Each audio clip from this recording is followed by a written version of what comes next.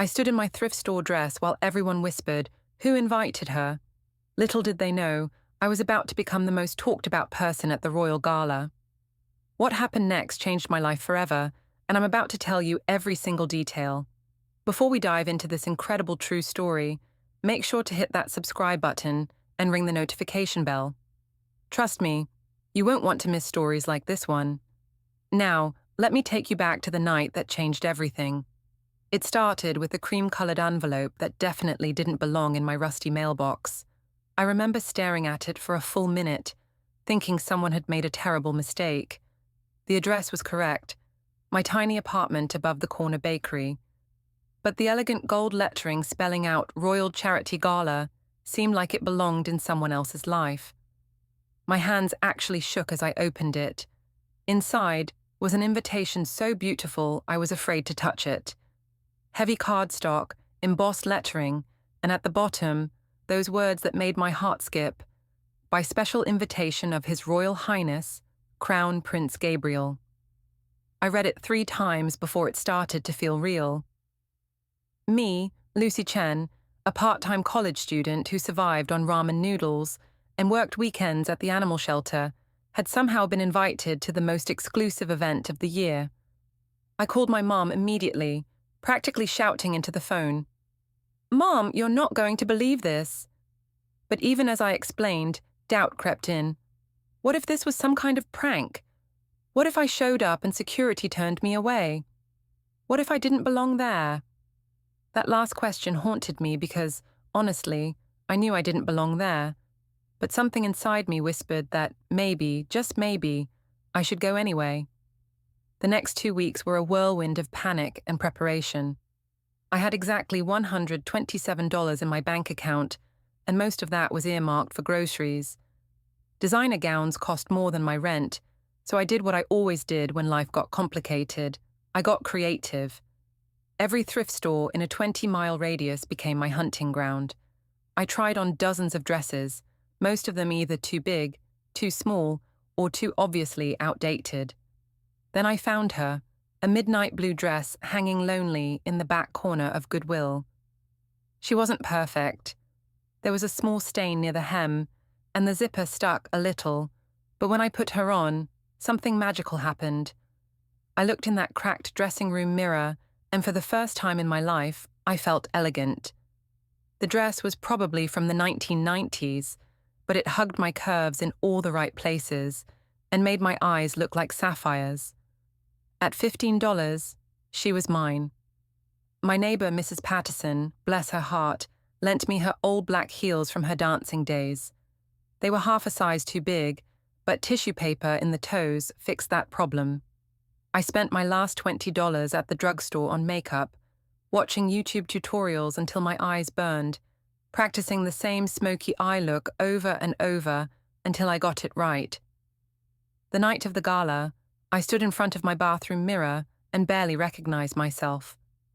My long black hair was swept up in an elegant bun I'd learned from a 5-minute YouTube video, secured with bobby pins I'd borrowed from my roommate.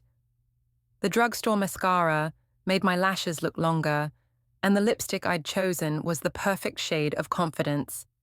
My mom had driven over just to see me off, and when she saw me, tears filled her eyes. "You look like a princess," she whispered, adjusting the thin silver necklace that had been my grandmother's. It was the only jewelry I owned that looked remotely fancy. "Remember, baby, you belong wherever your heart is kind. Don't let anyone tell you different." The taxi ride to the palace felt like a dream. I pressed my face to the window, watching the city transform from familiar streets to grand boulevards I'd only seen in movies. When the palace came into view, my breath caught in my throat. It was like something out of a fairy tale. Towering spires, golden windows, and a circular driveway filled with cars that probably cost more than most people's houses. As my taxi pulled up behind a Rolls-Royce, reality hit me like a cold slap. I watched elegant couples emerge from luxury vehicles, the women dripping in diamonds and designer gowns that probably took months to create. The men wore tuxedos that fit like they'd been sewn directly onto their bodies. I looked down at my thrift store dress and second-hand shoes, and for a moment, I almost told the driver to turn around, but I'd come this far. I paid the fare with crumpled bills from my purse, took a deep breath, and stepped out into what felt like another world. The palace entrance was a sea of marble and gold, with crystal chandeliers that sparkled like captured starlight. I tried to walk confidently, but I could feel eyes on me immediately. Whispers followed in my wake like shadows. Who is that? I've never seen her before. Is she someone's assistant? The conversations weren't even subtle. These people had no idea that their voices carried, or maybe they just didn't care. I managed to find the main ballroom, and if I thought the entrance was impressive, this room took my breath away completely. The ceiling soared at least 30 feet high, painted with cherubs and clouds that seemed to float above us. Massive windows draped in silk overlooked gardens that sparkled with fairy lights. Round tables covered in crisp white linens were decorated with flower arrangements that probably cost more than my monthly salary. But it wasn't the room that made me feel small. It was the people in it. Every woman looked like she'd stepped off the cover of a magazine. Their gowns flowed like liquid silk. Their jewelry caught the light with every movement, and they moved through the space with the kind of confidence that comes from never having to check your bank account before buying coffee. I found a quiet corner near the champagne fountain and tried to blend in, but blending in was impossible when you stood out like a dandelion in a bouquet of roses. That's when I met Helen Worthington III, though I didn't know her name yet. I just knew she was beautiful, in that cold, untouchable way. Platinum blonde hair swept into a perfect chignon, wearing a white gown that probably cost more than my car. She approached me with a smile that didn't reach her eyes, flanked by two other women who looked like they'd been cut from the same expensive cloth. "Excuse me," she said, her voice sweet as poisoned honey. "I don't think we've met. I'm Helen. I know practically everyone who matters, so I'm curious. Who exactly are you?" The question hung in the air like a challenge. I felt heat creep up my neck as other conversations around us quieted. People were listening now, waiting to see how this would play out. "I'm Lucy," I managed, my voice smaller than I'd intended. "Lucy Chen." Helen's perfectly sculpted eyebrows rose slightly. "Chen," she repeated like she was testing the name. "And what does your family do? Business? Politics? I'm just trying to place you." The truth stuck in my throat. What was I supposed to say? That my dad drove a delivery truck and my mom cleaned offices? That I was here on some kind of miracle invitation I still didn't understand? "I'm a student," I said finally. "A student," one of Helen's friends repeated, and they shared a look that made my stomach twist. "How interesting. And you're here because—" Before I could answer, Helen's gaze swept over my dress, and I watched her expression change from curious to amused, to something that looked almost like pity. "Oh my goodness," she said, her voice carrying just far enough for nearby guests to hear. "That dress is so vintage. Very brave of you to wear something so unique." The word unique sounded like an insult wrapped in silk. I felt every eye in the vicinity turn to examine my outfit, and suddenly, my beautiful thrift store find felt like a costume. The small stain near the hem that I thought I'd hidden seemed to glow under the chandeliers. The slightly outdated cut that had made me feel elegant now made me feel like I was playing dress-up in my grandmother's closet. "Well," Helen continued, her voice getting louder, "I suppose not everyone can afford this season's collections. How refreshing to see someone so authentic." Her friends giggled, and the sound felt like glass breaking. More people were staring now, and I could see the judgment in their eyes. I was the girl who didn't belong, the imposter who'd somehow slipped past security. My cheeks burned with embarrassment, and all I wanted was to disappear. But the worst was yet to come. As the evening progressed, the charity auction began. The cause was close to my heart, raising money for the city's homeless shelter where I volunteered every Saturday. I'd seen the need firsthand, had served meals to families with children who had nowhere else to go. When they announced that all proceeds would go toward expanding the shelter's capacity, I knew I had to contribute something, anything. The auction items were incredible. Weekend getaways to private islands, original artwork by famous painters, jewelry that sparkled like captured rainbows. The bids flew fast and high, numbers that made my head spin. 5,000 for a wine collection, 10,000 for a spa weekend, 20,000 for a painting I couldn't even pronounce the name of. Then they announced a smaller item, a handmade quilt donated by the shelter residents themselves, created as a thank you to potential donors. The starting bid was $25, but in this room full of millionaires, no one seemed interested in something so humble. The auctioneer called for bids once, twice, and I could see the disappointment in his eyes as the room stayed silent. My heart broke for those residents who had poured their time and hope into that quilt. Before I could stop myself, my hand shot up. $50, I called out, my voice carrying across the suddenly quiet room. The silence that followed was deafening. Every head in the ballroom turned to stare at the girl who'd just bid $50 on a quilt, while people around her were casually throwing around thousands. I felt exposed, like a spotlight had been turned on me, highlighting every way I didn't fit in. That's when Helen's voice cut through the silence like a knife. Oh my goodness, did she just bid $50? Her laugh was musical and cruel. How precious. I suppose when you're shopping at thrift stores, $50 must feel like a fortune. The words hit me like a physical blow. Laughter rippled through the crowd, and I felt smaller with each chuckle. Helen wasn't done. Maybe we should take up a collection to help her make a real bid, she announced to her circle of friends. I'm sure I have some spare change in my purse. The humiliation was complete. I stood there in my $15 dress, having offered $50 I could barely afford, while people who spent more on lunch than I made in a week laughed at my expense. The worst part was that they were right. $50 was a lot of money for me. It represented a week of careful budgeting, of choosing the store brand everything and walking instead of taking the bus.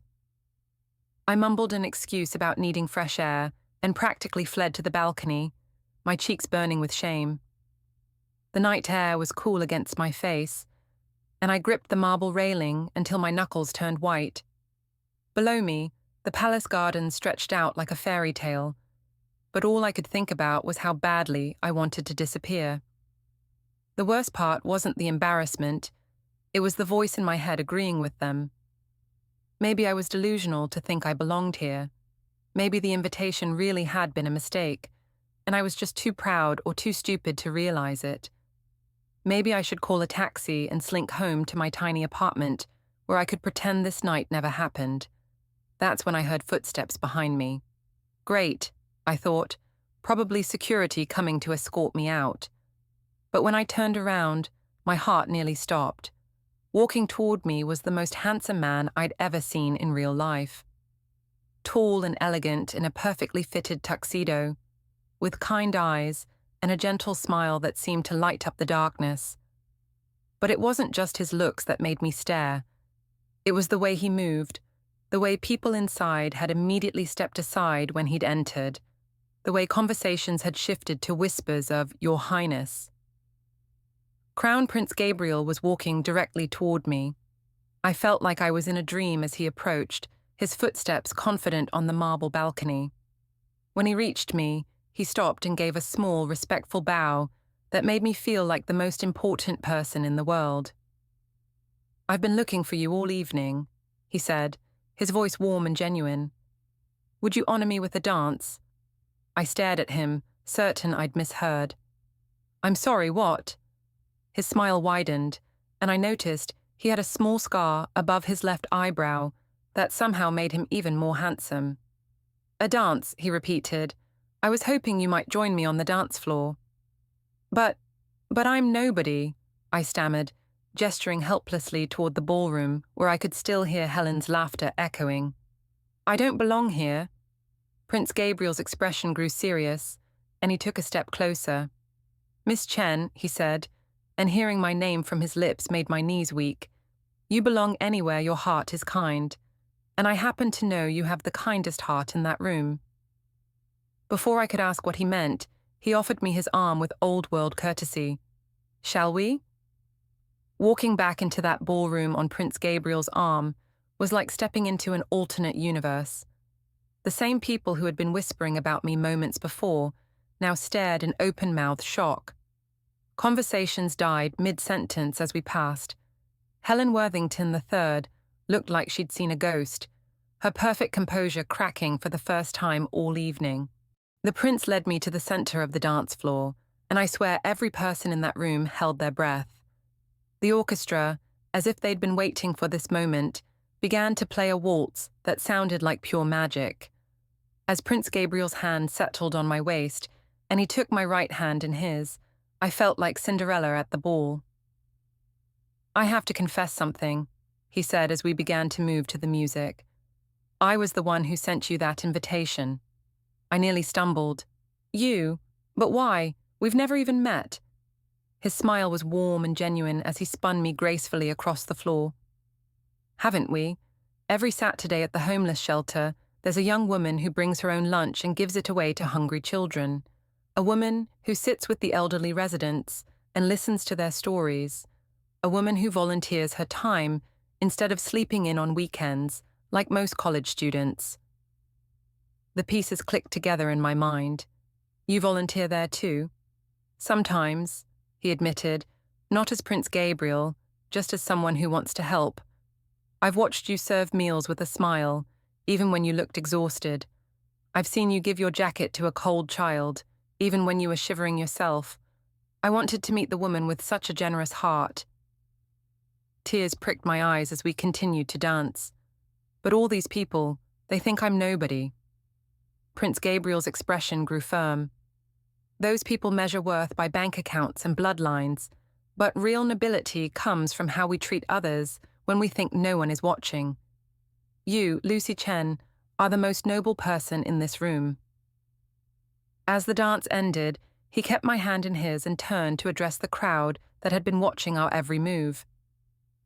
"Ladies and gentlemen," his voice carried across the silent ballroom, "I'd like you to meet Miss Lucy Chen, one of the most generous volunteers at our city's homeless shelter. She gives her time, her energy, and even her meals to help those in need. Tonight, she bid on a quilt made by shelter residents, not because she could afford to spend thousands, but because she understood its true value." The applause that followed was polite but stunned. I could see Helen in the crowd, her face a mask of shock and barely concealed fury. Other guests who had ignored or mocked me earlier were now applauding, but their smiles looked forced and calculating. Prince Gabriel wasn't finished. Miss Chen's $50 bid showed more heart than all the other bids tonight combined. She bid what she could afford because she cared, not because she wanted to impress anyone. That quilt, made by people who have so little but wanted to give something back, deserved someone who understood its real worth. As the evening wound down, people who had treated me like I was invisible suddenly wanted to be my best friend.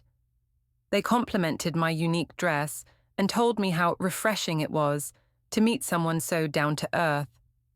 Helen herself approached, her earlier cruelty replaced by a sickly sweet attempt at friendship. "Lucy, darling," she gushed, extending a perfectly manicured hand.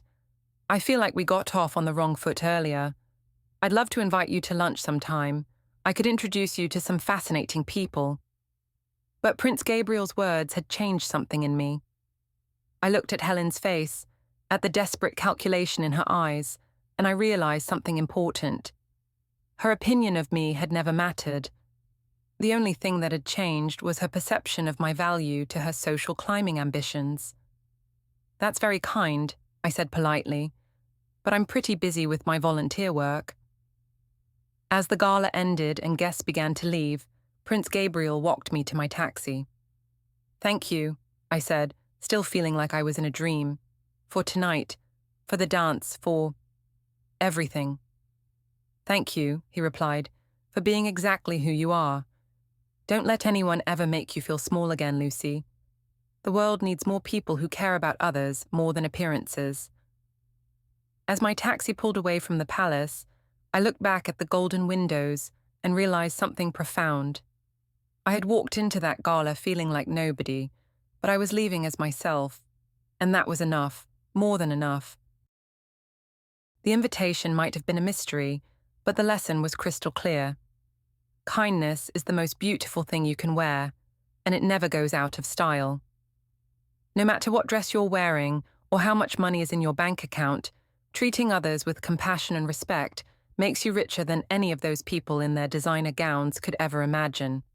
And that, my friends, is how one night taught me that kindness is the most beautiful thing you can wear. The Prince and I? Well, that's a story for another video. If you loved this story, smash that like button, subscribe for more incredible tales, and drop a comment telling me about a time when someone surprised you. Remember, you never know who's watching when you choose to be kind. Until next time, keep shining your light